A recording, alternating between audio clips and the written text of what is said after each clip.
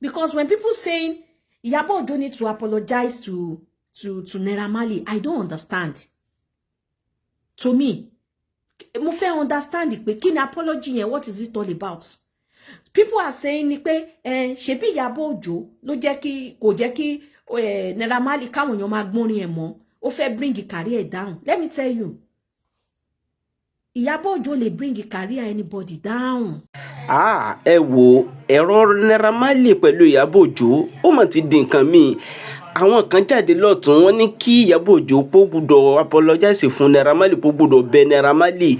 Ẹjọ́ wọn ló fẹ́ gbé career Naira Marley, ó fẹ́ bà career Naira Marley jẹ́. Ẹ gbọ́ sí lóòótọ́ ni Iyabo Ojo fẹ́ bà career Naira Marley jẹ́. Ẹ wá nǹkan kẹfìlẹ kẹgbọ́n nǹkan tó ṣẹlẹ̀ nínú fídíò yìí. After now, you are coming for her. People were saying all kind of stuff. Even people to say, if you tell me daft today, once I quit torí we all know Obanla has come for Iyabo Ojo. Obanla has staged show for Iyabo Ojo when she was supporting her goddaughter before. And be telling me to daft today, which is Obanla right now and Mama, they don't have any issues. If you tell me to daft today, they were putting up all this nonsense comment wọ́n tó máa kọ pé mama torí pé Iyabo Ojo ṣí ibi tí madam Obanla ti ṣe show fún madam Kemi Olunloyo pé ìyẹn ló ń bí mama nú. That is social media for you. Ìsídà tó bá sọ nǹkan tí mò ń sọ sìn ibi tí mama ti ibi máa sọ àwọn aspect kankan tí mama ṣe that I would say me see I'm a when it comes èmi máa blunt èmi ò mọ bó ṣe keep ọ̀rọ̀ bó ṣe pé come along I don't know how to do it kò yé àwọn aspect ti Iyabo Ojo herself I will say it. Ẹ mọ̀ pé ẹ̀yin Yorùbá kan ẹ máa like kẹ́ máa ẹ kàn hide síbí kan ẹ máa mọ̀ pé kíní is not okay o but you don't want to talk because you don't fẹ́ kàn rí tiẹ̀ dì mọ́. You don't want to talk because o fẹ́ kàn yé tiẹ̀. Ìmí àwa máa gbé sínú a máa gbé sínú kíní yẹn wà okay fún o but tó bá wá yá a máa misbehave. Òun lè máa ń rí tó máa ṣe lórí social media. Are you getting me? Mama Ojo mo ní Mama Ojo mama ṣe show fún Iyabo wọ́n dẹ̀ call her out wípé Iyabo èyí tó forí ọmọ ẹ̀ pariwo tó ń gbé tó ń post ten ọmọ lóyún ẹ̀ ń gbé photo jáde lójoojúmọ́. Wọ́n sọ statement kan because I was on a show that day. Wọ́n sọ statement kan pé ó kì í ṣàbíamọ gidi. Wọ́n lè sọ̀rọ̀ yẹn olúkálùkù sìn ló mọ̀ tí n ṣe máa sọ̀rọ̀ tèmi sì tí mo ṣe máa present ọ̀rọ̀ mi ó yàtọ̀ sí bẹ́ẹ̀ lómi ṣe máa present ọ̀rọ̀ ẹ̀. A ní àgbékalẹ̀ ọ̀rọ̀ jura lọ. She can say that because she's older than Iyabo Ojo. She can say that because she has less experience than Iyabo Ojo. Right? She can say that pé okay o bóyá táwọn ṣe fẹ́ràn Iyabo Ojo bọ́rọ̀ yẹn ṣe ká wọn lára sí. Wọ́n sọ statement yẹn. But at the same time Iyabo Ojo tá ń sọ kò ṣe ọmọdé kò ṣe baby. At the same time Iyabo Ojo ti bímọ àwọn ọmọ ẹ̀ ò ṣe baby mọ́. Ṣé ẹ̀ ń de bí mo ṣe sọ́nsìn ẹ mọ̀ pé àwọn nuisance kan tó jẹ́ pé òun ní life. Why is it talking about mama? Why is it talking about Iyabo Ojo? Abi Joyce blog yẹn mi tẹ like ẹ who care bó yóò like mi ṣé mi tẹ rí yàn kankan. Now because nǹkan irọ́ lẹ máa fẹ́ ń gbọ́ gbogbo wa ò dẹ̀ lè máa parọ́ gbogbo wa ò lè máa sọ kí kẹ má máa sọ reality lẹ́kọ̀ọ̀kan. Mama present ọ̀rọ̀ yẹn the word kí n gbọ́ràn wọ́n tiẹ̀ tún qualify òun àti class captain wọ́n qualify pé wà wọn kan the same ni nínú live video tó ń ṣe whichever way tí mama ọba ṣe present ọ̀rọ̀ yẹn. Sherry, between me and you, ìwọ tó bá mọ̀ pé orí social media kú fẹ́mi òkùnkùn, ìwọ tó náà bá fún ní òye inú tó máa ń wà nínú ẹ̀mí tí ò kì í ṣe pé ó wà carried away pẹ̀lú drama social media. Yeah, Mama Esabod herself, she has a lot of àwọn tó ń believe pé àwọn ṣàwọn fẹ́ máa come for her, wọ́n máa whatever that she say, wọ́n máa twist it, whatever. Àwọn yẹn lè ní problem pẹ̀lú Mama Esabod. Bí màmá ṣe gbé ọ̀rọ̀ kalẹ̀, ó lè má wọ òkè tó. Which tèmi fúnra mi rí pé wọ́n ṣe gbé àwọn ọ̀rọ̀ yẹn náà kalẹ̀. Àwọn aspect kọ̀ọ̀kan wà tí ó wà òkè. As bí Ìyábọ̀, bí ó ṣe òun náà ó ṣe kò ṣe, ó ti bímọ, ọmọ ti dàgbà, wọ́n ti jọ dàgbà lórí ìdúró. Tí ó ti yé? But the fact still remain that àwọn bọ́n ṣe gbé ọ̀rọ̀ yẹn gangan kalẹ̀ kọ́ ni topic, kọ́ ni key point tó yẹ ká mú nínú ọ̀rọ̀. Ojú mi lélẹ́yìí o, ẹ má sọ, ojú mi ò pọ́n o. Ló ti yé? Ní màá kàn fẹ́ sọ̀rọ̀ mi ò ní mi kàn, tí màá kàn wò àwọn kan mi wá tí màá kàn fẹ́ sọ mi kàn feel like kí n sọ̀rọ̀ ni. Oyé? Èmi ò ń ṣe èèyàn tá a máa fẹ́ sọ̀rọ̀ òun a máa gbọ̀n àbá máa ṣe. No. Now, bí màmá ṣe present ọ̀rọ̀ yẹn, tó ń ṣe live video yẹn, àwọn point kókó tó ṣe kókó, ò kí gbọ́ràn, ò kí ṣe, wọ́n lè bí pé wọ́n ju Ìyábọ̀ Òjó lọ, she can as well use ò kí gbọ́ràn fún Ìyábọ̀ Òjó. Ẹni tó ọmọ tó bá gba bí 5 years lọ́wọ́ ẹ̀ ń sìn, ó lè wò pa ìwọ ọmọ yìí mi ti máa ń bẹ̀ sọ̀rọ̀ kí gbọ́ràn. Ṣé ti yé? But àwọn aspect tán wá fi Ìyábọ̀ ń wé class captain yẹn, that is the aspect which me I don't even agree on. It's not everything Mama does on her platform. It's not everything she say on her platform. Kò ṣe gbogbo ẹ̀ lèèyàn máa agree pẹ̀lú. Kò ṣe gbogbo ẹ̀ ló máa go wẹ̀ pẹ̀lú ẹ̀. Ìgbà míì ó lè go wẹ̀ pẹ̀lú ẹ̀, ìgbà míì ó lè má go wẹ̀ pẹ̀lú ẹ̀. Bó ṣe yẹ kó wà nìyẹn. Kò ṣe anything tèmi bá ń ṣe lórí platform mi sìn. It's not every time Mama please èèyàn. It's not every time ni Mama sọ nǹkan tó Mama sweet mouth ẹnu ẹ̀. Bó ṣe yẹ kó wà nìyẹn. Mama sọ̀rọ̀ yẹn àṣàbíyamọ tán jẹ́. Even nínú along her video, she said pé níbi kan ní middle of her video or before middle of her video, she said Ìyábọ̀ ò kí n ṣàbíyamọ. Tá bá ní ká sọ between me and you. Ṣé Ìyábọ̀ ṣàbíyamọ lórí àwọn ọmọ ẹ̀? Ó ṣe. Bọ̀ ìtara bí ọ̀rọ̀ ṣe ká wọn lára. Bí àwọn ṣe lè gbé ọ̀rọ̀ kalẹ̀.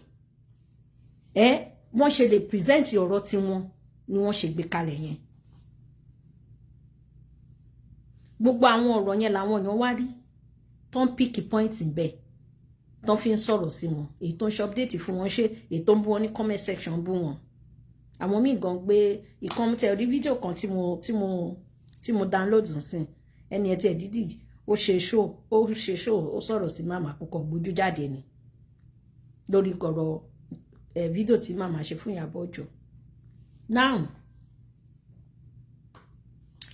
àwọn kan sọ pé why tí Mama kò ṣe contact Ìyábọ̀ Òjó. She must have a reason. Bóyá a reason may be like jẹ́ kí tẹ̀ wá sọ lórí social media kí gbogbo ayé gbọ́. A reason may be like I don't need to call Ìyábọ̀ Òjó lẹ́yìn. A reason may be like oh mo dẹ̀ ti ń try àti bọ́mọ yìí sọ̀rọ̀ mo ti rán àwọn kan sí o. But she kò gbọ́ nǹkan tí mi ń sọ. So it's better let me come and say it lórí social media. Because àwọn kan sọ pé ìtorí Ìyábọ̀ Òjó ló ṣe ni wọ́n reviews lórí ọ̀rọ̀ Ìyábọ̀ Òjó stuff like that. Ṣé mọ̀ pé yín kan wà lórí social media tẹ́ pé arínú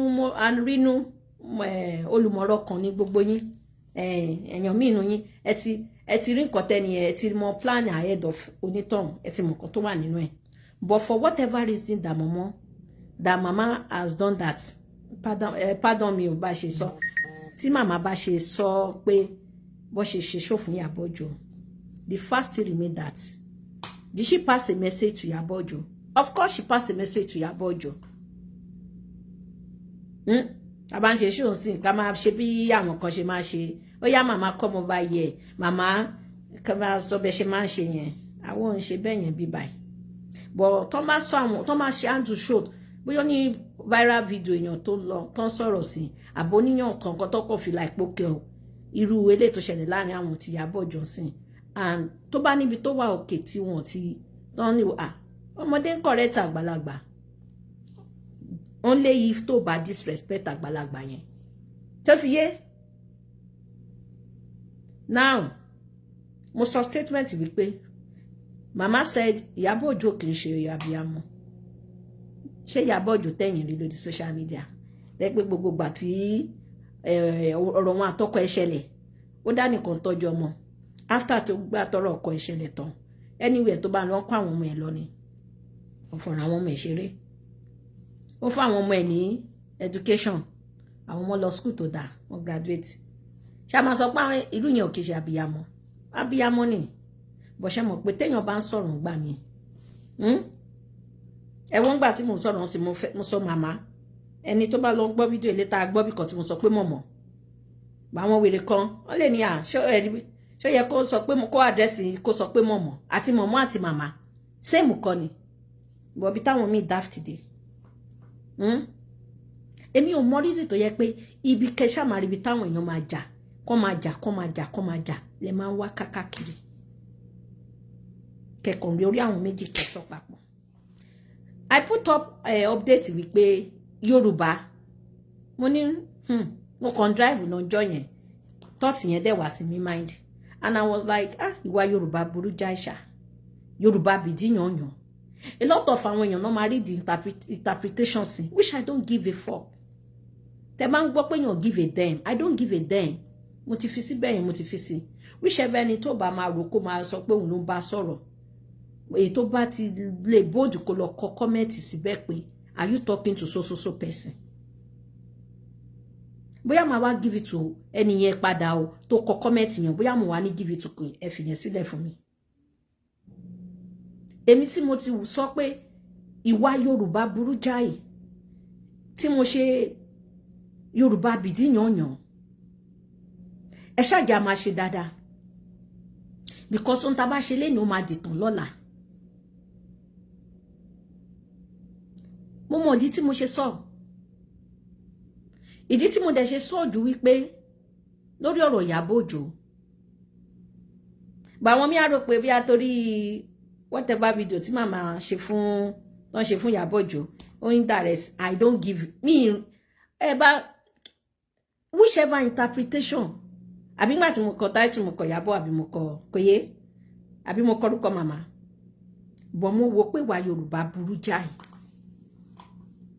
ìwà Yorùbá ní gbogbo pàtì bí tọ́lọ́run dá nídìí world Yorùbá dá Nigeria country àwọn ló burú jù now Ìyábọ̀ Òjó sórí ọmọ Ọlọ́run á dá àwọn ọmọ ẹ̀ sí àwọn ẹ̀yin Yorùbá yìí this our call so called Yorùbá wọ́n máa ti èèyàn pé máa jó lọ wọ́n máa praise ẹ tẹ́ máa ń wo social media sìn èyí tí ó fẹ́ràn Ìyábọ̀ Òjó gan tẹ́lẹ̀ all because bóyá orí èèyàn tó ń búlẹ̀ on a daily basis ó wò pé òun fẹ́ràn Ìyábọ̀ Òjó suddenly ó lè make you turn àti rí lára àwọn tó ń sọ pé màmá Ìyábọ̀ Òjó ń sìn tán ti àti one particular time gan táwọn gan stage show fún Ìyábọ̀ Òjó rí tó ẹ pé gbà táwọn náà máa realize wípé ẹni táwọn tẹ̀ ń fún support kò wọ́ tẹ̀ irú ẹni bẹ́ẹ̀ adjust rẹ̀ ó make you turn àwọn èèyàn lè máa ṣe kún ìmọ̀dá the first thing remain that when mama Esabod staged that show to Ìyábọ̀ Òjó because mo mọ̀ pọ́n sọ statement láàrin in between nígbà tán ṣe show yẹn lọ wọ́n fi ọmọ Fúnkẹ́ Akíndélé ń kọ́pì Ìyábọ̀ Òjó pé orí Ìyábọ̀ Fúnkẹ́ tí ó kọ́ àwọn ọmọ ẹ̀ jáde stuff like that but nínú fídíò tí màmá ṣe mi rò pé mo rí ibi tí màmá ti sọ̀rọ̀ wípé bóyá kí ọmọ Ìyábọ̀ Òjó ìyẹn Priscilla kó stay off social media, as in kó stay off pátápátá. The only thing tí n bá get the message mama yẹn right, the only thing she said on that video is Ìyábọ̀ Òjó ó ṣe gbórí ọmọ ẹ̀ pamọ́ pẹ̀lú condition tó wáyé. A lot of àwọn obìnrin mi wọ́n believe pé tán máa ti lóyún kán wá máa gbé wá sórí social media. Àwọn míì tí ẹ wà tó jẹ́ pé generation tá wà ń sìn, once tán máa ti lóyún 1 month 2 months, wọ́n máa 1 month lélẹ́yìí o, 2 months lélẹ́yìí, 3 months lélẹ́yìí. Ẹ ṣáà rí Kóra nígbà tó wà ní tó lóyún second born ìjọsìn, at a particular time tó fẹ́ bímọ, ó tẹ kámẹ́rà báyìí ó ṣí fùrọ̀ síbẹ̀ ni. Ìgbà tí tó rí pé kíní pé kò jáde, kò sẹ́ni tó kọ́kọ́ tó pa kámẹ́rà tọ́lọ́run yọ níjọ́ yẹn. Ayé àtijọ́ títẹ̀yàn mi gan tó máa fi gbóyún fún 9 months. Àfàwọn tó máa wà ládùúgbò yẹn bóyá ẹnìyẹn jáde síta náà máa mọ̀. Àbí tóyún tó ti dé level kan tó ti ga. Oyún ò ń ṣe nǹkan tó ń gbé jáde káàkiri.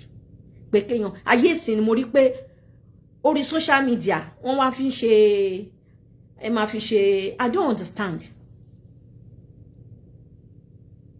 But at the same time,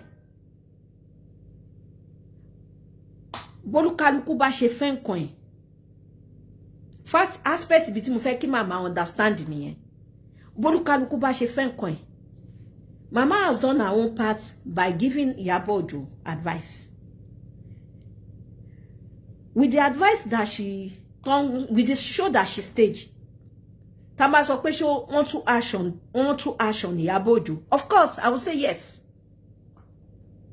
Am I keeping it real with you guys now? I will say yes. Want to action now. But the fact still remain that message tó fẹ́ pass. Wọ́n pass message wọn. Mo rò pé ní téèyàn bá fẹ́ràn.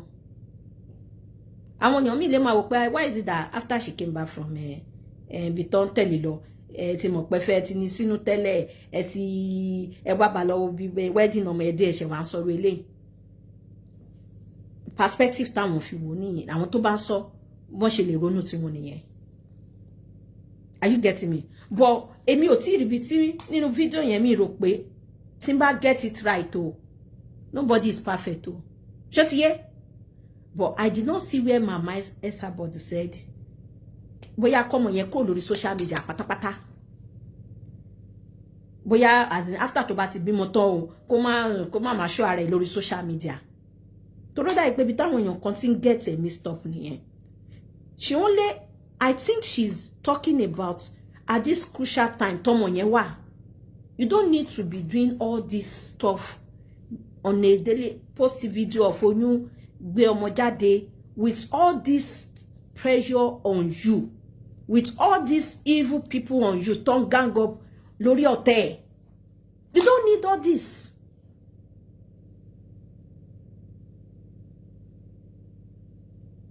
And tó dẹ̀ ní tabaníkà sọ. Not even somebody tó jẹ́ pé èmi ìkan jáde lójoojúmọ́ sìn for whatever, for no reason, which Ìyábọ̀ has never offended her. Ìyábọ̀ only did a favor to ọmọ tó fẹ́ fìyà jẹ tí Ìyábọ̀ gbà láyé kò fìyà jẹ bí tí Ìyábọ̀ Òjó ti ṣe nìyẹn. But she so much believe in máa lọ ṣògùn, máa lọ gbé jẹ́ máa wà lórí live show, máa tutọ́, máa ṣe all this drama nonsense that she keep doing.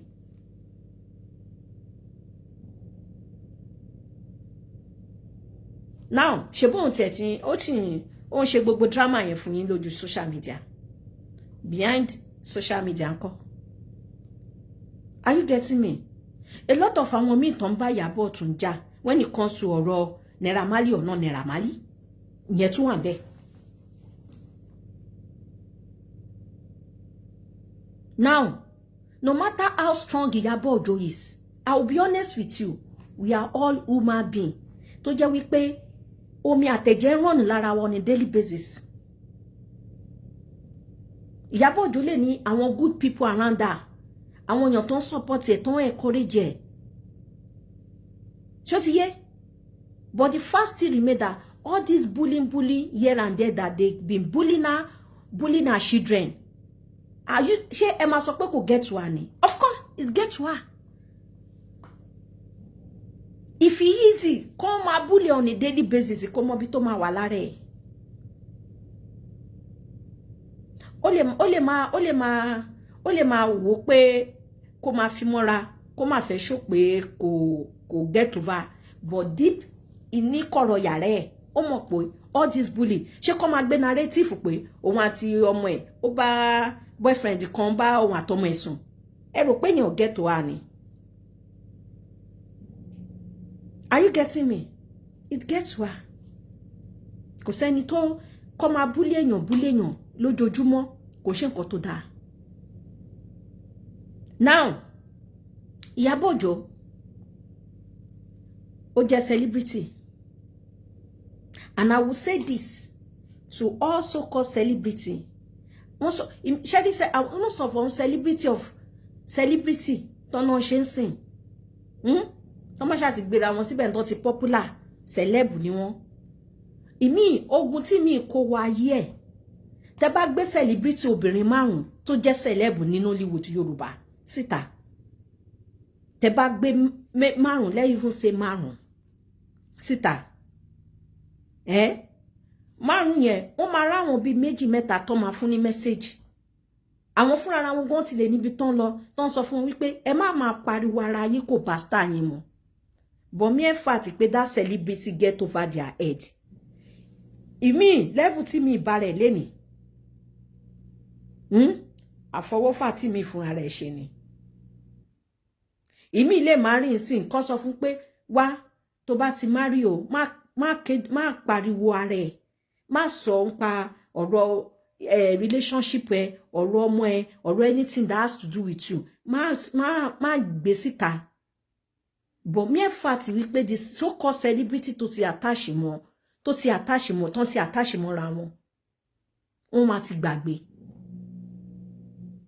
Wọ́n dẹ̀ mọ̀ pé kíní kò bá star wọn mu. Wọ́n wá máa bẹ̀rẹ̀ sí ṣe nǹkan tí ò bá star wọn mu. Ó bá wá yá, result ẹ̀ máa wá come in a negative way fún wọn. Are you getting me? Ìyábọ̀ Òjó, ibi tó délé ni Ọlọ́run ló gbé ẹ débẹ̀. Kò ń ṣe agbára ẹ̀.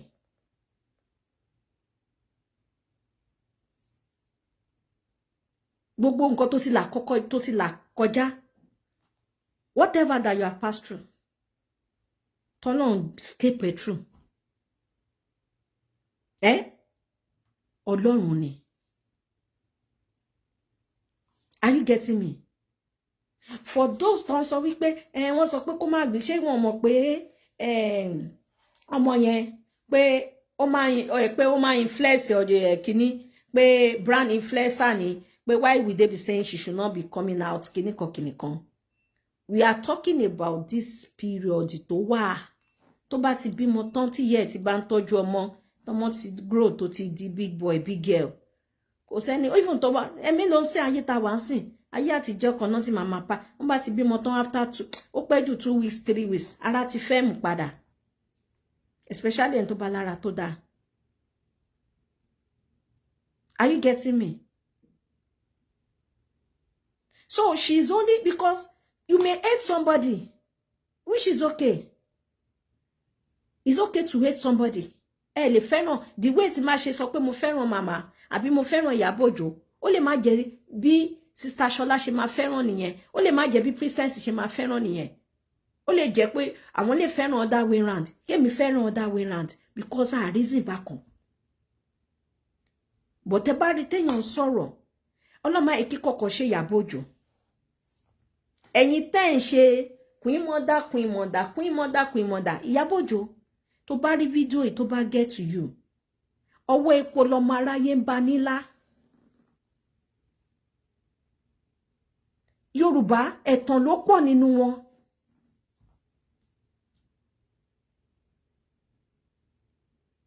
Now, Queen Mother tán ṣe. Ọlọ́mọ ẹ̀ kí ọ̀tá Ìyábọ̀ Òjó. Ọ̀tá ẹ̀ mo sọ ẹ pé mi sọ pé Ìyábọ̀ Òjó. Ọlọ́mọ ẹ̀ kò ní problem. Ìgbà yẹn ló máa mọ̀ kan tán ìgbà ló máa mọ̀ pé gbogbo ẹ̀yin tẹ́ máa ń praise tẹ́ máa ń ṣe yẹn kan wọ́n á yí bíríkítí ni wọ́n á yí bíríkítí wọ́n á ní our own service too much gan our own service she the only one ṣé Yorùbá ìkọ́ ni wọ́n ní tíṣù èèyàn bá funfun èèyàn fọwọ́ ń bò ni. Well, all this stress you are going through now. I stream your video when you tó ń ṣe live ní àárọ̀ yìí lọ́dọ̀ wa mi báyìí. Èmi tí mi kì í ṣe tí mi family ẹ̀. Mo fi fún ẹ.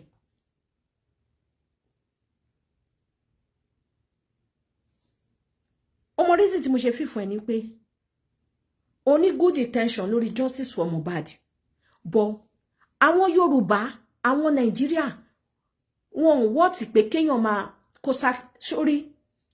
sọ pé ó fẹ́ sacrifice ara ẹ̀ fọ́mọ Nàìjíríà they don't want it. Ọ̀rẹ́ ni wàá sọ pé ó ṣe wọ́n ṣe máa kó ṣẹ́kẹ́ṣẹkẹ̀ sẹ́niyẹn lọ́wọ́ náà máa wá that is Nigeria people for you.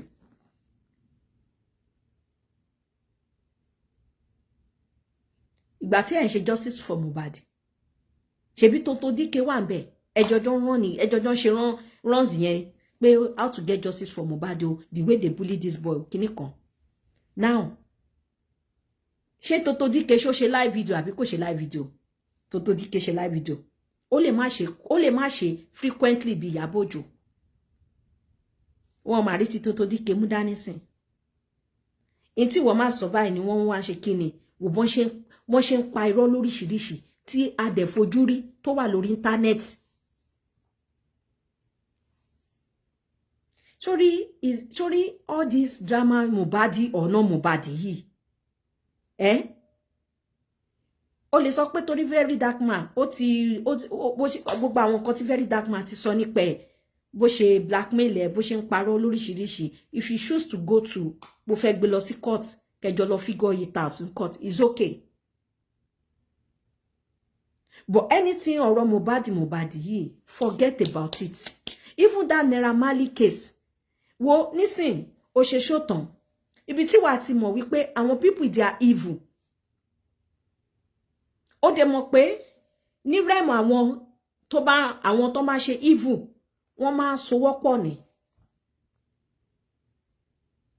Bọ̀ èmi mọ̀ pé no matter béèyàn bá ṣe sowọ́ pọ̀ Ìyábọ̀ Òjó lágbára Ọlọ́run ò ní wálẹ̀ títọ́ Ọlọ́run ló máa ṣẹ Ọlọ́run máa gbé borí gbogbo wọn.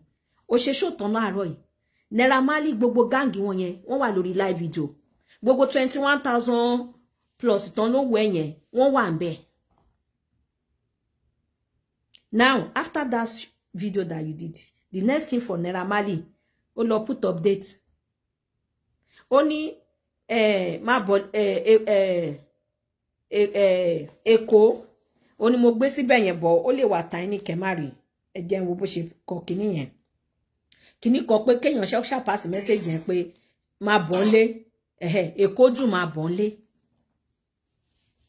after tó parí video yẹn ni o so that means pé má bọ̀ nlé ọ̀rọ̀ yẹn tá bá ní ká wí ẹ̀ ó lọ fáfáfá ṣé ó ti ní plan tán ti ní sílẹ̀ ni pẹ̀lú so-called CP ọlọ́pàá tó join us together pẹ̀lú Naira Marley pẹ̀lú Very Dark Man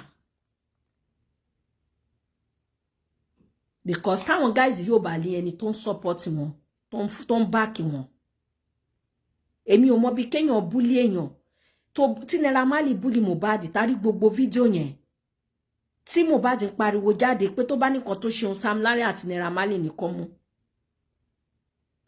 tó yẹ kí Naira Marley jáde síta kó wá apology fún family àwọn Mohbad tó bully the same Naira Marley yẹn mọ́mí ẹ̀ka sọ̀mọ́ àmọ́ mẹ́sà but the same Naira Marley yẹn ló wá jáde ń sìn ní ẹ̀yìn èèyàn wá tí lẹ́wọ́n sọ pé kí Ìyábọ̀ Òjó lọ máa apologize fún Naira Marley I don't get it bóyá kò yé mi I want to understand why will Ìyábọ̀ Òjó apologize to Naira Marley ṣé Naira Marley kò ló yẹ kó wá apologize fún ọmọ Nàìjíríà ni pé jọ̀kan tó bá fẹ́ kí fíìmù kí nǹkan tó lóun tà yẹn késẹ́ẹ̀tì àbí orin òṣì tó lóun kọ yẹn tó bá fẹ́ kó máa tà kó ṣe apology so that àwọn ọmọ Nàìjíríà tó ti deactivate wọn lọ máa wo padà òun ló Mohbad tó ti kú láì kó apologize fókó ọ̀run kó apologize fáwọn ẹbí ẹ̀. Are you getting me? Now, Ìyábọ̀ Òjó, sórí tán máa ń sọ, sórí èèyàn tó bá fẹ́ràn èèyàn. Me personally, I'm not the type that like my post photo ọmọ, my post photo family. I don't like it. The fact that pé mi like ẹ kò sọ pé kẹ́lòmíì má like ẹ. But choice mi nìyẹn. Bó ilé ayé tá wà yìí ó gbẹ̀gẹ́. Inú títí ẹ̀ ń dùn, Ọlọ́run ṣe gbàdúrà ẹ̀, ó láyọ̀ lórí ọmọ, ó train ọmọ kàwé kò gbóyún mọ́ ẹ lára kó tó ṣe tán. Glory be to God. Ọmọ èjì tó yẹ kó ọmọ marry. Are you getting me? Ó ti sin ọmọ lọ sílé ọkọ. Àdúrà ni kó máa fi ran ọmọ yẹn lọ́wọ́.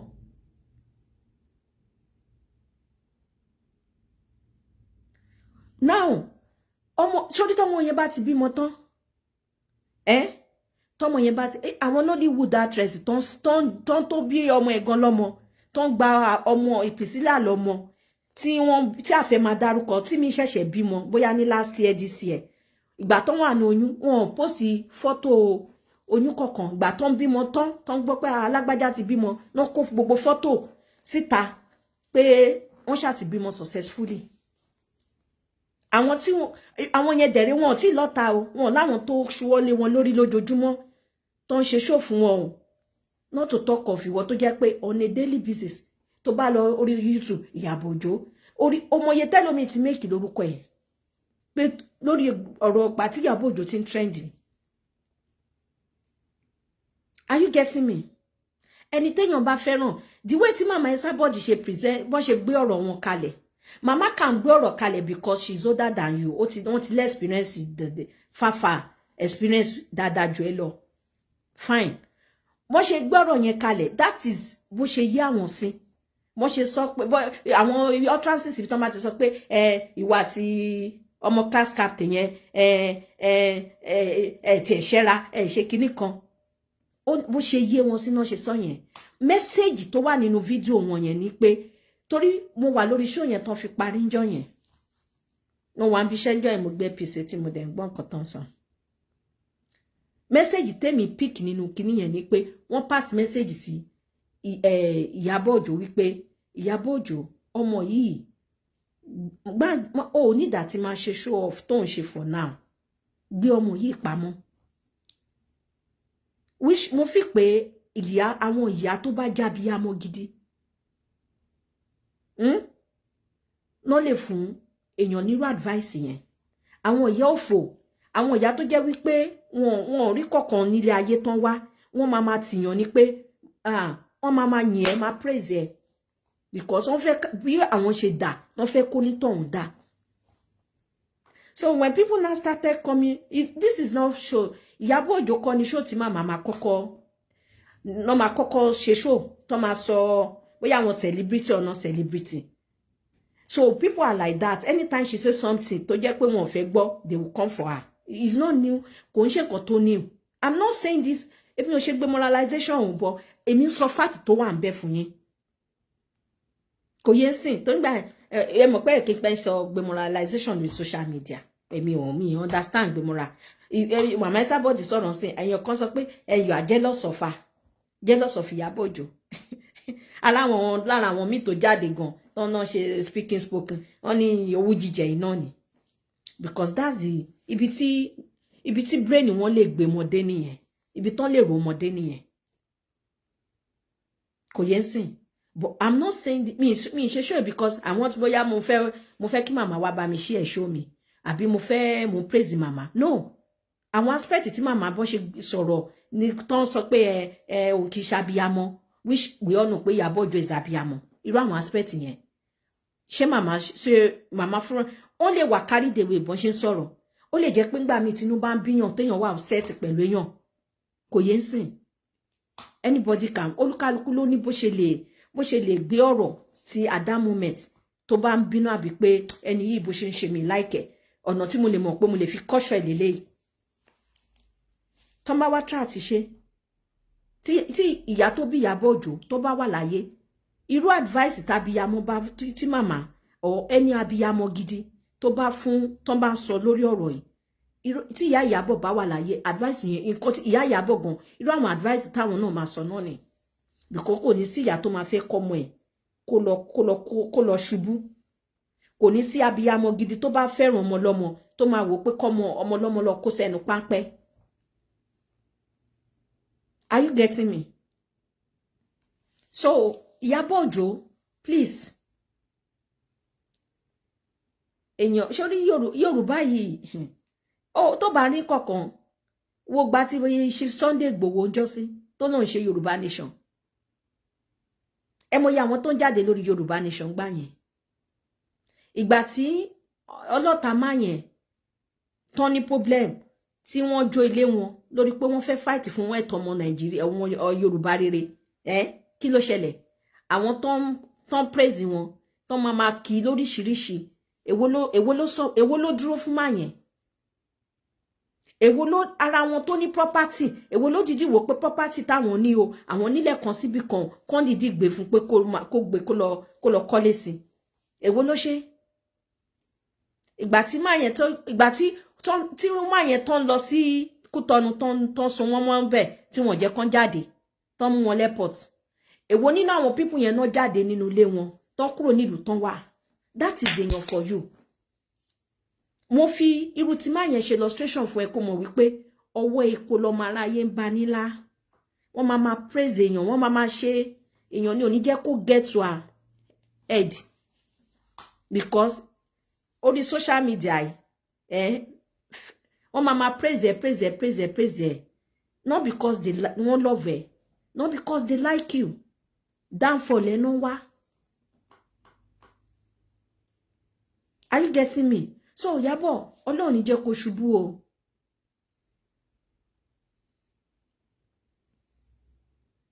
Apologize for what? Please, can you just tell me the reason why she needs to apologize? Jọ tí ìyẹn kọ́ là ń sọ sìn. So Ìyábọ̀ Òjó jọ ń torí Ọlọ́run ṣó get nsìn. Tọ́mọ ẹ bá ti bímọ tán ẹ máa ṣe whatever bẹ́ ṣe as a celebrity bó ṣe ń sọ yìí náà ara wọn celebrity Ìyábọ̀ Òjó ń sìn àti kékeré ló ti gbọ́ ọmọ ẹ̀ sí limelight acting àti kékeré lọmọ yẹn ti bá àti film. Are you getting me? But the only thing we are talking about wọn sọ pé káwọn ọmọ ẹ̀ kó má ṣe àwọn normal ibi tó ti make owó tó ti rí owó ẹ̀ wọn sọ pé kó má ṣe gbogbo àwọn advert kó má jáde kó má ṣe. But what you are saying ni pé right now tọmọ yìí wà mọ́sùn tó jẹ́ wípé a lot of àwọn èèyàn náà oríṣiríṣi wọn parapọ̀ wọn parọ́ èyí tó ń jáde on a daily basis that she has nothing to say than Ìyábọ̀ Òjó Ìyábọ̀ Òjó èyí tó jọkùnrin tó ń jáde has nothing to say that Ìyábọ̀ Òjó Ìyábọ̀ Òjó and àwọn títí wọn join us together on top lórí Ìyábọ̀ Òjó nìkan. So kò ń ṣe crucial time yìí ló yẹ kó tún máa ṣe kíni kó máa wò pé ṣe bó ṣe pẹ́pẹ́ dẹ̀ fún wa ni ó yá wàá bá wa ń bẹ̀. Ìyábọ̀ Òjó Ọlọ́run àgbẹ̀ lékè àwọn tẹ́ ẹ̀ wọ̀ tó ti yé bọ̀ má wà tún carry the way ní tí màá sọ fún ẹ láàrin ibẹ̀ yẹn nìyẹn ìwọ náà ń ṣe ọmọdé mọ́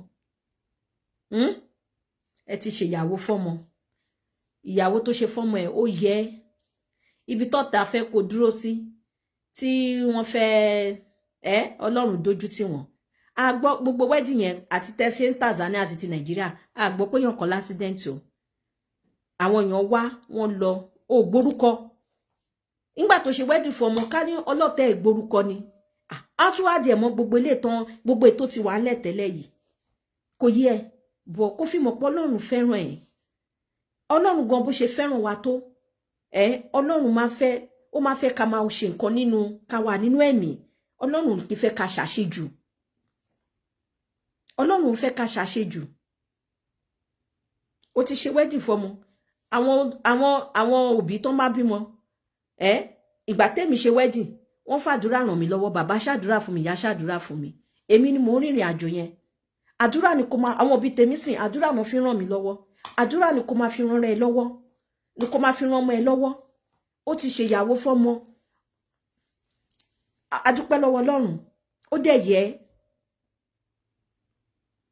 iṣẹ́ tó yẹ kó ṣe sàṣà bí amọ títí ẹni pé àdúrà wa ni kó máa ṣe kó máa fi bá ọmọ ẹ. Are you getting me? So jọ nítorí Ọlọ́run tọmọ yẹn tó bá ti di pé ọmọ ọlágbára Ọlọ́run á bímọ láyọ̀ àtàlàáfíà ṣóyẹ ń sìn tọmọ ẹ bá ti bímọ ẹni ọ̀dà bẹ bá fẹ́ nǹkan tẹ́ bá gbé síta èmi tí mò ń sọ̀rọ̀ ẹ̀gbọ́n ìyàn ní kí má ẹni tí ẹbí celebrity lára ilẹ̀ ìpèrà yín ní tẹ́ bá gbé síta la máa post nígbà tá bá post bó ni èèyàn ṣe máa keep page ẹ̀ busy. Are you getting me? I must celebrate a ṣe. So but at this time we are very careful. Má ro gbogbo àwọn bí màmá ṣe sọ̀rọ̀ nínú fídíò wọn yẹn bó ṣe utterances bóyá ìwọ ọmọ yóò kì í gbọ́ràn kinní kan má ro gbogbo yẹn ro point pé màmá yìí dẹ̀ fẹ́ràn mi náà ṣe ń bá mi sọ ìtọ́jú òtọ̀rọ̀. I wish deep in your heart ó mọ̀ fúnra rẹ̀ wípé with that show ẹni tó bá fẹ́ràn yàn ló sọ fún yàn ẹni tó bá fẹ́ràn yàn ló sọ fún yàn. It's because that mama Esabod she doesn't have evil hearts bójá àwọn tó dá evil heart ni a fọwọ́ lẹ́rán a máa wò pé kò sí ètò kàn wọ́n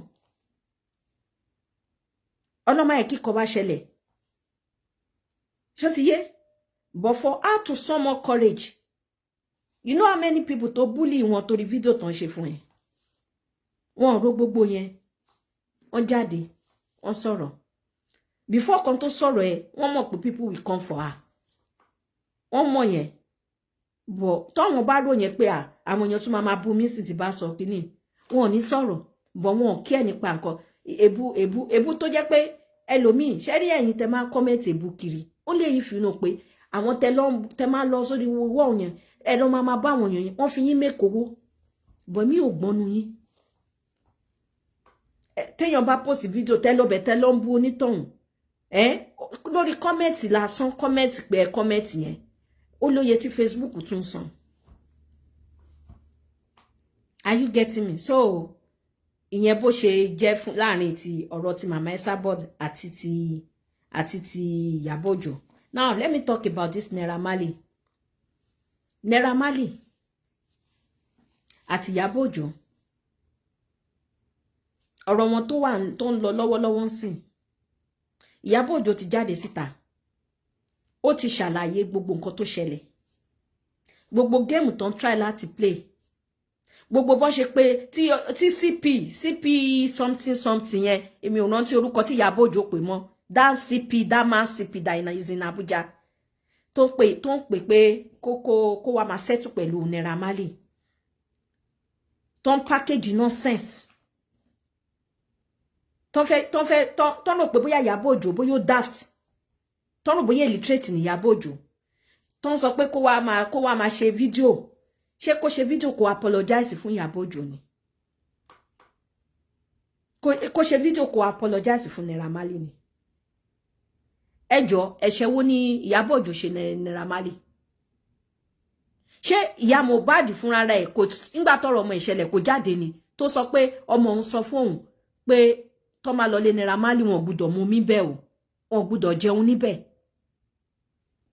pé tí ìwọ tó bá lọ lé Naira Marley lọ mú mi lásán báyìí tí ẹ bẹ́ẹ̀ hospital ló ti máa bẹ̀rẹ̀ tí wàá máa ṣe kọ́tọ̀kọ́tọ̀ kiri. Because when people saying Ìyábọ̀ Òjó need to apologize to Naira Marley, I don't understand. To me, mo fẹ́ understand pé kí ni apology yẹn, what is it all about? People are saying ni pé ṣebí Ìyábọ̀ Òjó ló jẹ́ kò jẹ́ kí Naira Marley káwọn èèyàn máa gbórin ẹ̀ mọ́ ó fẹ́ bring career down. Let me tell you, Ìyábọ̀ Òjó lè bring career anybody down because Ìyábọ̀ Òjó kọ́ ló ṣẹ̀dá Naira Marley. Ẹ bá wa sọ fún Naira Marley pé kó lọ produce orin táwọn èèyàn fẹ́ gbọ́ bóyá ó máa tà bóyá àwọn èèyàn máa vibe pẹ̀lú àbí wọn ní vibe. Mohbad did a video tó ń sọ̀rọ̀ wípé tóun bá payin kọ́ mú Naira Marley àti Sam Larry páwọn méjì tó ń búlì òun nìyẹn. Every other people tó wà nínú industry wọn ṣe dárúkọ Kiss Daniel. Are you getting me? Now, video yẹn ngbà tí ọ̀rọ̀ Mohbad ṣẹlẹ̀ tán, ó fly káàkiri. Ìyábọ̀ Òjó sọ̀rọ̀ lórí video yẹn.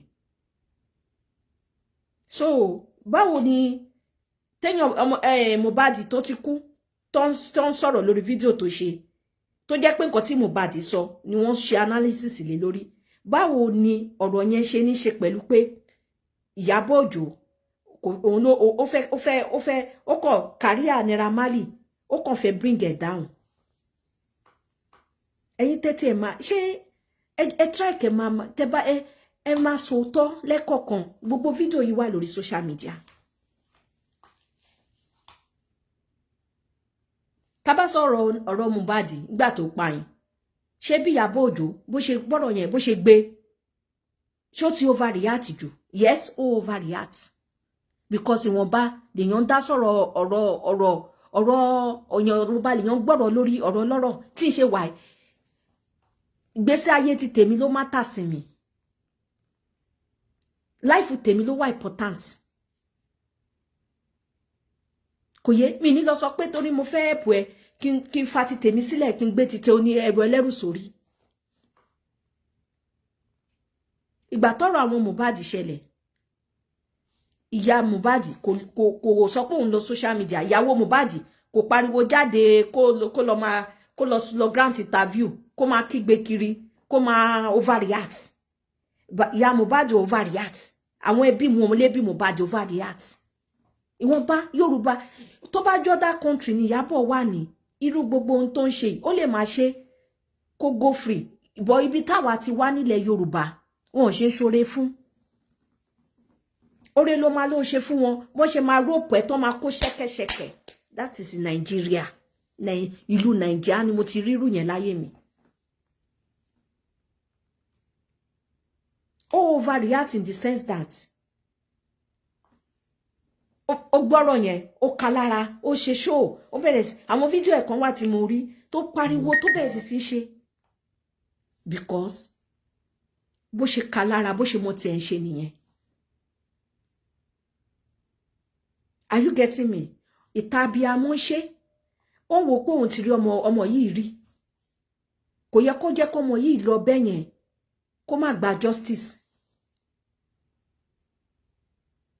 Ìgbà tó dẹ̀ yá táwọn very dark man tó ń bọ́ sí limelight yẹn tó ń bẹ̀rẹ̀ sí ń pariwo tó ń ṣe, Ìyábọ̀ Òjó ṣe kí ni? Ó step out.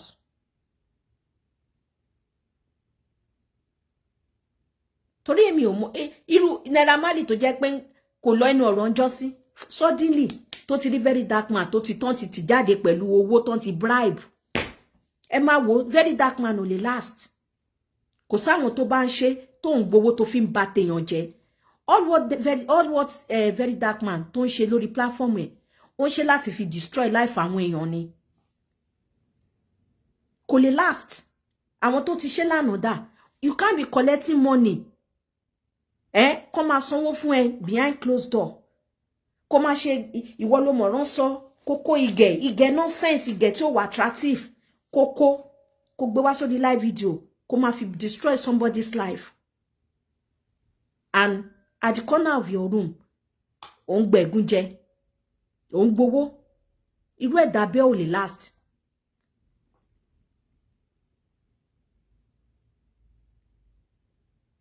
Are you getting me? Now, Ìyábọ̀ Òjó, tó bá sọ pé ó fẹ́ ṣe case pẹ̀lú very dark man, bóyá the way tó ti spoil orúkọ ẹ̀ tó attach nǹkan tó ṣẹlẹ̀ sí láàrin tó nǹkan tó ṣẹlẹ̀ tó sọ pé ìwà àtàwọn ọmọ ẹ̀ pé ẹjọ́ ṣe ọ̀rọ̀ àwọn ọ̀rọ̀ yẹn tó bá gbogbo whatever tó ti fi blackmail ẹ̀ tó ti fi bẹ̀ lórúkọ jẹ́ tó bá sọ pé ó fẹ́ bẹ̀rẹ̀ case pẹ̀lú ẹ̀, you have the money, you are capable of doing it, so be it. Kò yé. But anything justice for Mohbad, please cut it off. Anything justice for Mohbad that has to do with come attach ọ̀rọ̀ Naira Marley mọ́ ọ̀rọ̀ ẹ mọ́ kìíní kan, cut it off. Because all these guys tó ń wé yìí wọ́n ní cancus wọn tán belong sí. When I say cancus, you know what that means? Kò yẹn sìn kàn jẹ́ kán kó wàhálà wọn jẹ́ kán máa kó lọ.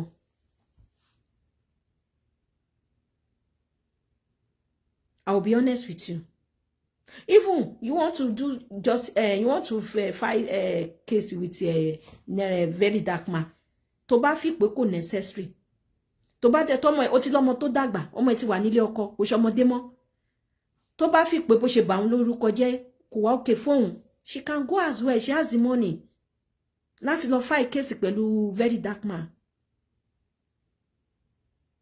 Ọ̀rọ̀ very dark man has nothing to do with ọ̀rọ̀ Mohbad kò ṣe Mohbad. Because very dark man dídí jáde ni tó bẹ̀rẹ̀ sí ń parọ́ nǹkan tí ó ṣẹlẹ̀, nǹkan tí story tí ó ṣe tó ń parọ́ ẹ̀mọ́ ẹ̀ tó fi ń ba ẹ̀ lórúkọ jẹ́ tó ń blackmail ẹ̀.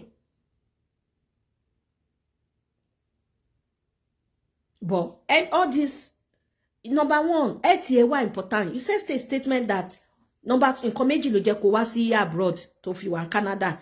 Ó ní torí tọmọ ẹ̀. Ó ní secondly, ó ní torí ti ẹ̀. Are you getting me? Please, kò what there? All this nonsense drama. Kò what there?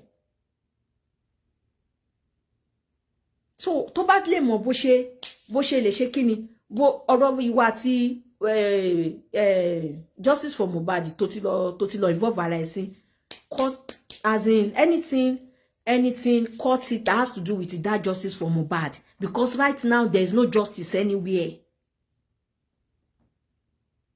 Mo wà sure pé tó bá réyàn sọ fún ẹ pé àwọn parents bo ọmọ yẹn gan tó bá yẹ pé bọ́n ṣe máa ṣe Justice for Mohbad fọ́mọ wọn ni ò ní get ara involve.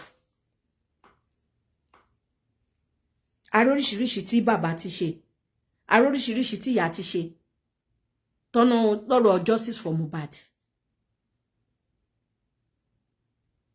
So any which way tó bá ti mọ̀ pé on issue of Justice for Mohbad tó jẹ́ pé táwọn èèyàn fi ń sọ jẹ́ tẹ̀ sí bully tó jẹ́ pé wọ́n fi ń bẹ́ẹ̀ lórúkọ jẹ́ nǹkan tó exist, nǹkan tí ó ṣẹlẹ̀ tó ń parọ́ oríṣiríṣi. Ọ̀tọ̀ náà sọ pé wọ́n ló ra fóònù, wọ́n ní wọ́n ló ra fóònù fún Wùmí tí Wùmí fi record ọkọ ẹ̀.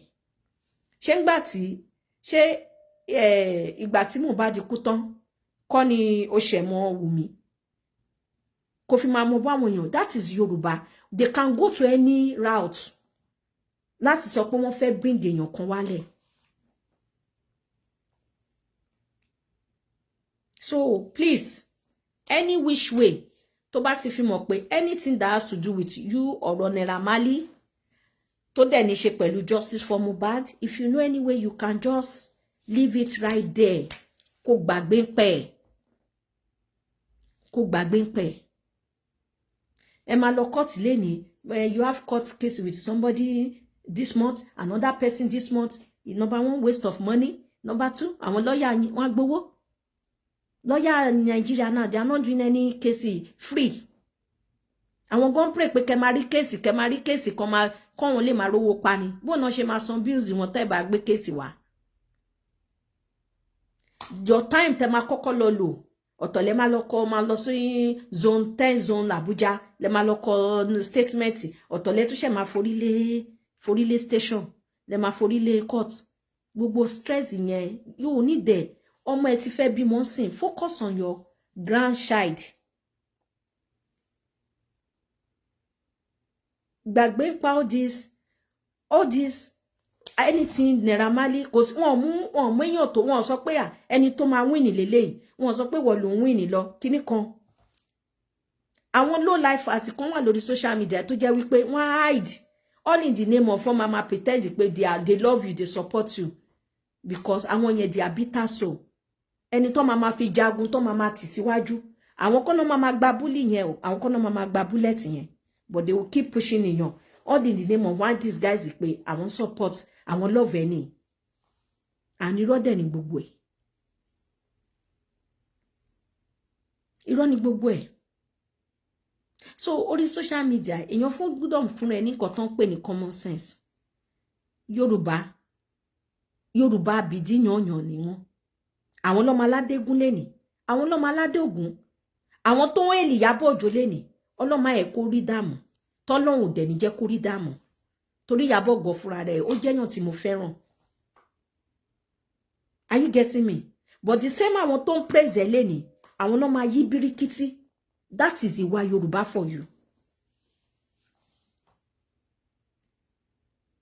Àwọn ẹnu tó ti fi ń pe Adégún yẹn wọ́n á tún kí ló ń ṣẹlẹ̀ gan ṣé òun nìkan ni ṣé tó bá tẹ̀ jẹ́ pé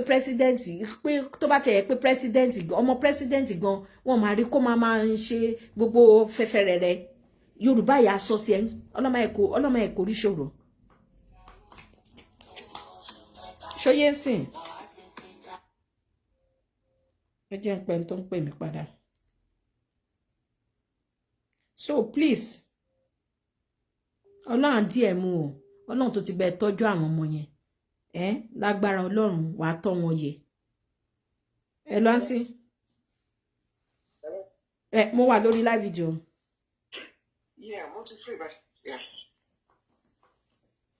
Mo ti fi yín sí speaker mo wà lórí live video. Mo ní ṣé kí n máa sọ̀rọ̀ rẹ̀ tó. Mo ti fi yín sí speaker. All right, okay. Yeah. People just have to be patient enough to listen to what I have to say. You know, the truth of the matter is that let's start with the nation Nigeria that we have. It's quite unfortunate to pay Abarawani Bita Abarawadi because the decadence in the society is so bad and so obvious that sometimes you wish you are not a Nigerian when you see the way things go. You know, right in other places. You know, people living in diaspora there, I think they know the way the law works over there. Because in a sane society, people that terrorizes and bully people, they are not even worthy to even live. On a good day, because I'm very sure most of these our government officials, they are live on social media and watching this kind of mess going on everywhere. Everybody keeps saying, even people that have not even met with Iyabo Ojo personally, we have the guts to come on social media and begin to say the many things about her and her children. Number one, this person is a celeb. All their lives, herself and her children, is all about, putting their lives on social media. They are not the only people. We have a lot of content creators right now. Wọ́n máa jẹun ní o orí social media. Wọ́n máa tọ́jú ọmọ ní o orí social media. Wọ́n máa lóyún ní o orí social media. What we think that kíní kan o ayé o kí ló ń jẹ́ ayé to start with? The just shall live by their faith. One thing people fail to realize is that Iyabo Ojo, our own kind of grace and our children's grace is uncommon. And it's high time káwọn èèyàn fi ọ̀wọ̀wọ́ kó tó kan issue Mohbad. Iyabo has been living. Àwọn tó súnmọ́ Iyabo, they have been able to say she has been a fighter right from word go. Ẹjọ́ kí ni igbe Iyabo gan kí là ń bínú ẹ̀ fún kí ni ayé ń bínú Iyabo fún? Ṣé ti pé ó ṣe wedding fún ọmọ tí wọ́n ṣe wẹ̀rí ní Nàìjíríà? Ọmọbìnrin yẹn jèrè iṣẹ́ ọwọ́ ẹ̀ ni. Because when you deal for people in their hours of need, when it is your time, there will always be a payback time.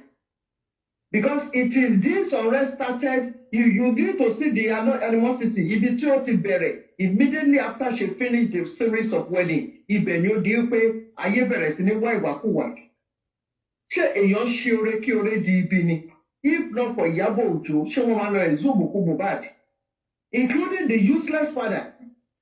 Tó ń sọ̀rọ̀ lọ sókè, tó ń sọ̀rọ̀ lọ sílẹ̀. Because they want to pick the word of the father. Ó ní kó lọ sin ọmọ òun ni wọ́n dẹ̀ ti sin ọmọ yẹn. It was this same Iyabo Ojo ló pariwo wípé where was VDM nígbà tí Iyabo pariwo pé kó lọ ẹ̀zú òkú? Where were all these idiots on social media tó ṣe pé olè ni wọ́n? Tó fi òkú olókùn tó fi ń ra mọ́tò, tó fi òkú olókùn tó fi ń ṣe oríṣiríṣi, tó fi ń tú bọ́dì ṣe, tó fi ń ṣe yín, tó fi ń ṣe everything. Where were they? Iyabo started the fight against this bully of a thing. Gbogbo wọn wá gbà wọ́n wá sọ the content. Ẹ wá ní God. Kí ni Iyabo ṣe nínú mátà ìgọ̀gọ̀gọ̀gọ̀? Oore ni Iyabo ṣe. Ẹ wá bẹ̀rẹ̀ sí ní gba síbí, ẹ bẹ̀rẹ̀ sí ní gba sí ọ̀hún, ẹ bẹ̀rẹ̀ sí ní sọ oríṣiríṣi ẹni tí ò rí rí bó ṣe ń bu ilẹ̀ ń bú ìyá ètò ti kú. And you sure when you even see the kind of people that even into this kind of trash, to bá wo life wọn wà rí pé they are never trained in love. Wọn rí ẹni bí wọn. Wọn ní proper upbringing. People supposed to give Iyabo Ojo credit. I'm not trying to take a side with her, but when you look at her life, Iyabo's life is all out there now. She has never hidden anything about her. Why are you not taking the past against her? Ẹni kó kúrò lórí social media, ẹni tó ṣe pé orí social media ló ń gbé, ẹni tó ṣe pé gbogbo ìgbésí ayé it's all about social media àtòwọn àtọmọ ẹ̀. Wọ́n ní nínú ìkòkò dúdú ni ẹ̀kọ́ funfun ti ń jáde, ọmọ yẹn build from the experience of the mother and she now became a force to reckon with. Ẹni kó gbé ẹni ṣe bí there is one lady here. I think here something ọmọ Igbo ni àtòwọn àtọkọ ẹ̀. The husband is a medical doctor.